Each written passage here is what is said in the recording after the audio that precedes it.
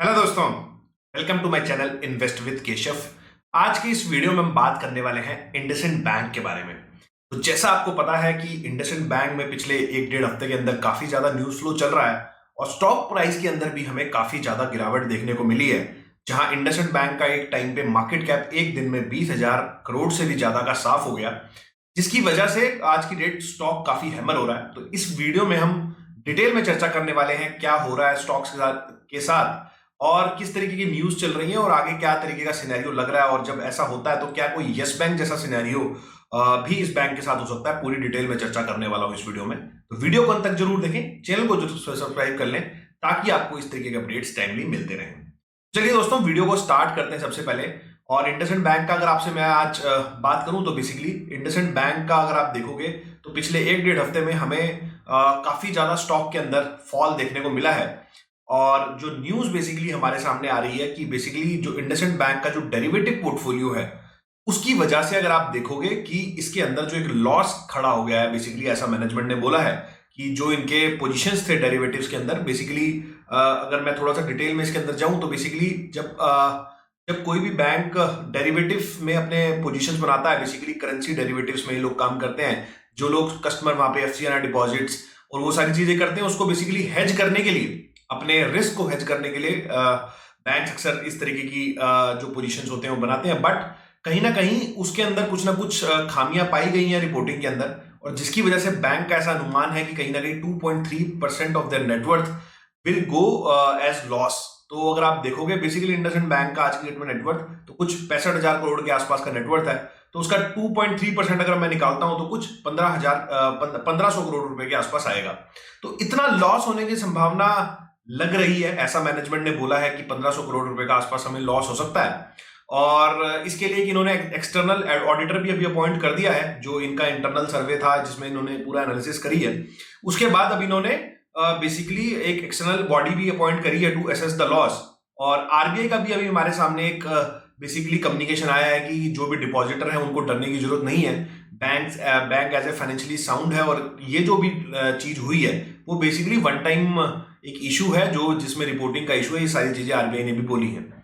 उसके अलावा जो ये तो था अपना न्यूज जो था बेसिकली डेरिवेटिव पोर्टफोलियो, लेकिन इसके साथ एक और चीज भी साथ साथ हुई। बेसिकली जो Q3 का इनका रिजल्ट आया था, बेसिकली उसके टाइम पे इनके सीएफओ ने भी रिजाइन किया। तो क्या इनके सीएफओ को ऑलरेडी पता था कि इस तरीके का डेरिवेटिव लॉस हो गया है बैंक के अंदर, या उसकी रिपोर्टिंग में कुछ इशू है?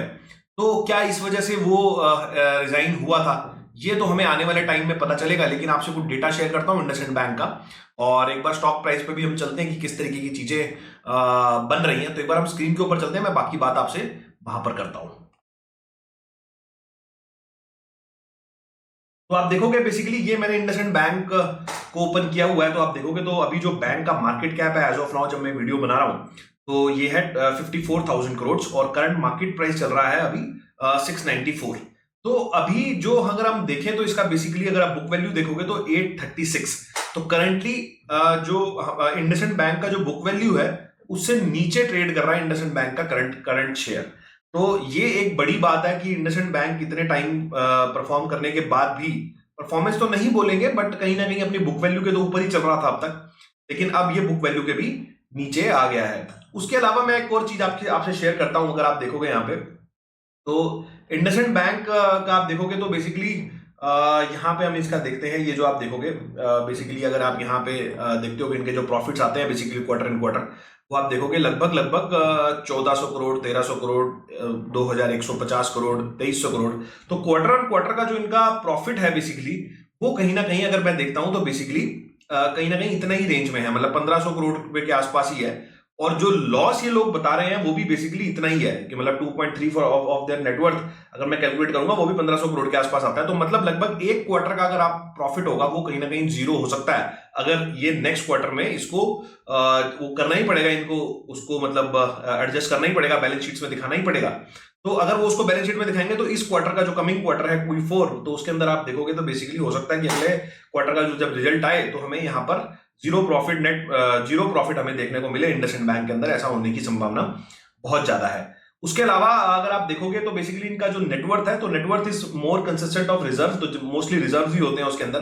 तो अगर आप देखोगे तो अभी 64,000 करोड़ रुपए का आसपास, 64,000 करोड़ के आसपास का नेटवर्थ इनका है। और वही जैसे मैं आपको बता रहा था, इसका 2.5% निकालते तो 2.5% निकालोगे तो अपना 1500 करोड़ रुपए के आसपास का नेटवर्थ, 1500 करोड़ रुपए का आसपास का लॉस आएगा, जो कि एक क्वार्टर का इनका प्रॉफिट है। तो ये चीज आपको जरूर ध्यान रखनी है। दूसरा, अगर आप इनके पीयर ग्रुप में अगर आप देखोगे ये सारे बैंक्स, तो देखोगे इंडसइंड बैंक 6वें नंबर का बैंक है इनका in terms of market capitalisation आज की डेट में भी। और येस बैंक के आसपास अभी आ गया है, मतलब 52,000 करोड़, और इंडसइंड बैंक चल रहा है 54,000 करोड़। तो कहीं ना कहीं अगर आप देखते हो तो बेसिकली एज ऑफ नाउ बाकी सारी चीजें हमें ठीक लग रही हैं बैंक के अंदर, ऐसा कुछ इशू नहीं लग रहा है। और ये जो हमारे सामने एक न्यूज भी आई हुई है basically, how deficiency in derivative accounting and IndusInd bank came to the fore. तो अगर आप देखोगे तो ये जो हमारा था कि बेसिकली इनके जो गोविंद जैन जी थे, उन्होंने सीएफओ के पद से रिजाइन किया था इंडसइंड बैंक के अंदर। और उसके बाद हमारे पास ये न्यूज आई, क्या उनको ये पता था? इसका आंसर तो हमें आने वाले टाइम में ही पता चलेगा, लेकिन अगर ऐसा था तो कहीं ना कहीं ये फिर मामला और भी गहरा सकता है।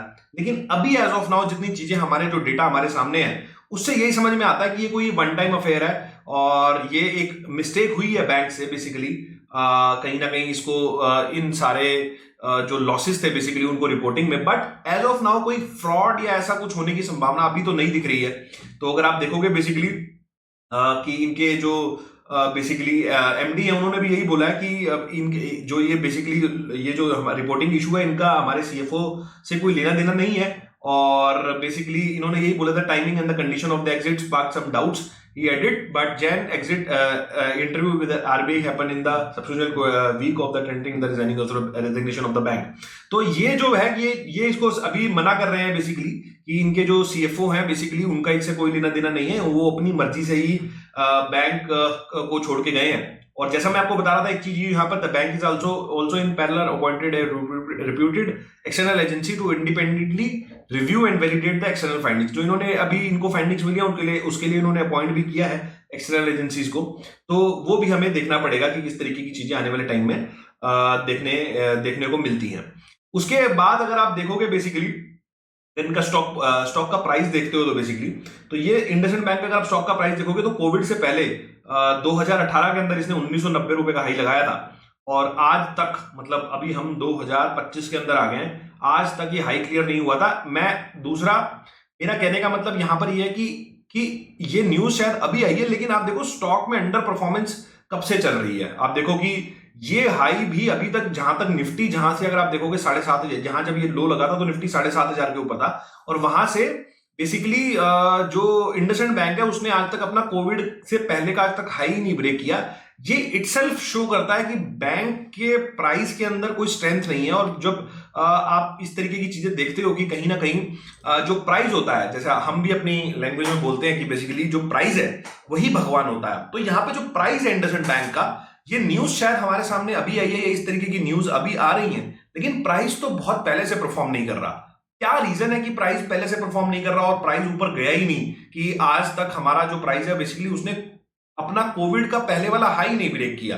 ये तो इस बैंक के अंदर बैंक के प्राइस को देख के मुझे बहुत ज्यादा हैरानी हो रही है कि एक मिनट के लिए मैं अगर इस न्यूज को साइड भी रख देता हूं, फिर भी अगर आप देखोगे तो बेसिकली इतना भी क्या, जब आप निफ्टी जैसा इंडेक्स या बाकी स्टॉक्स को देखते हो जो नीचे से 3-3, 4-4, 5-5 गुना हो गए, अगर आप स्मॉल कैप इंडेक्स को देखोगे तो कोविड के लो से वो 6 गुना हो गया। मिड कैप इंडेक्स को, मैं इंडेक्स की बात कर रहा हूं यहां पर, कि नीचे से वो 4-4, 5-5 गुना हो चुके हैं, लेकिन ये इंडसइंड बैंक जैसा स्टॉक जो कि अपने हाई को भी क्लियर नहीं कर पाया। तो एक जो फेमस सेइंग है कि भाव भगवान छे, मैनेजमेंट क्या कहता है, बाकी लोग क्या कहते हैं, इससे कोई बहुत ज्यादा फर्क नहीं पड़ता है, लेकिन भाव क्या बोल रहा है? भाव आई थिंक बहुत पहले से वाली बात बोल रहा था कि इसके अंदर कोई स्ट्रेंथ नहीं है। और अब न्यूज चाहे कुछ भी हो, लेकिन कहीं ना कहीं हमें जो प्राइस है उसने कहीं ना कहीं इस चीज का इंडिकेशन दे दिया था कि कुछ ना कुछ तो इशू चल रहा है। बट फिर भी ऐसा लगता है कि ये कोई वन टाइम इशू ही लग रहा है अभी एज ऑफ नाउ, अनलेस और अनटिल इसमें कुछ नया अनफोल्ड नहीं हो जाता, कुछ नया इसके अंदर नहीं बन जाता, या कुछ नई न्यूज इसके अंदर नहीं आ जाती, तब तक तो इसको हमें एक मिस्टेक की कैटेगरी में ही डालना पड़ेगा कि बैंक से एक मिस्टेक हुई है और एक क्वार्टर का लॉस जो है उसको वो इसकी भरपाई करने में लग जाएगा। और उस लॉस के बाद शायद बैंक अगर और कोई अगर इसमें डेवलपमेंट नहीं हो और ये जो पूरी स्टोरी है बेसिकली वो यहीं पे ही अगर खत्म हो जाती है, तो कहीं ना कहीं हमें देखने को मिलेगा कि एक स्टेबिलिटी और फिर आगे जिस तरीके की परफॉर्मेंस बैंक की आती है वो कहीं ना कहीं हमें आने वाले टाइम में देखने को मिलेगी। लेकिन इस न्यूज की वजह से एक बेसिकली बैंक के कैरेक्टर के ऊपर एक आप बोलते हो ना एक धब्बा लग जाता है कि इस तरीके के लैप्सेस इस बैंक के साथ हो सकते हैं। तो कहीं ना कहीं अगर आप देखोगे तो इन्वेस्टर का कॉन्फिडेंस जो होता है वो बेसिकली बड़े इन्वेस्टर्स का कॉन्फिडेंस मिलता है कि बैंक्स इस तरीके की मिस्टेक्स, क्योंकि क्या होता है ना जब आपकी हिस्ट्री निकाली जाएगी तो आपको पता चलेगा कि आप इस तरीके की लैप्सेस करने के लिए भी जाने जाते हो मार्केट के अंदर। आपने किसी ने आपके स्टॉक के अंदर इन्वेस्ट किया है तो आप इस तरीके के उसके अंदर बेसिकली आप देखोगे तो इस तरीके की चीजें भी आपके बैंक के अंदर हो जाती हैं कि आप रिपोर्टिंग ही ठीक से नहीं करते हो। तो ये काफी ज्यादा नेगेटिव हो सकता है, बट आई होप इसके अंदर कोई और नई स्टोरी नहीं निकले। और जैसा एक फेमस सेइंग है कि जहां धुआं होता है वहां आग जरूर होती है, तो आई होप इस वाले केस में ये सिर्फ धुआं ही हो और कोई बड़ी आग ना हो, क्योंकि अगर आग होगी तो फिर वो शायद एक बैंक तक या नहीं सीमित रहेगी, हो सकता है फिर वो मल्टीपल बैंक्स तक भी पहुंचे। ये मेरा सिर्फ एजम्पशन है, मैं कोई रिकमेंडेशन नहीं दे रहा हूं। और इस वीडियो में हमने जो भी बात करी है एजुकेशन पर्पज के लिए, मैं आपसे कोई रिकमेंडेशन नहीं है कि आप अगर इस लेवल पे इसको बाय करो सेल करो, इससे कोई मतलब मेरा कोई आपको रिकमेंडेशन नहीं है। मैंने आपसे सिर्फ वही शेयर किया है जो इस बैंक के साथ हो रहा है। तो आई होप आपको ये वीडियो अच्छा लगा होगा। अगर अच्छा लगा है तो लाइक करें, वीडियो को शेयर करें ज्यादा से ज्यादा और ज्यादा से ज्यादा लोगों तक इस वीडियो को पहुंचाएं ताकि इस तरीके का अपडेट भी उन लोगों तक पहुंच पाए। इस वीडियो को यही समाप्त करता हूं, मिलता हूं आपसे अगले वीडियो में इसी तरह के कुछ नए और इंटरेस्टिंग टॉपिक के साथ। चलिए दोस्तों, नमस्कार, जय हिंद।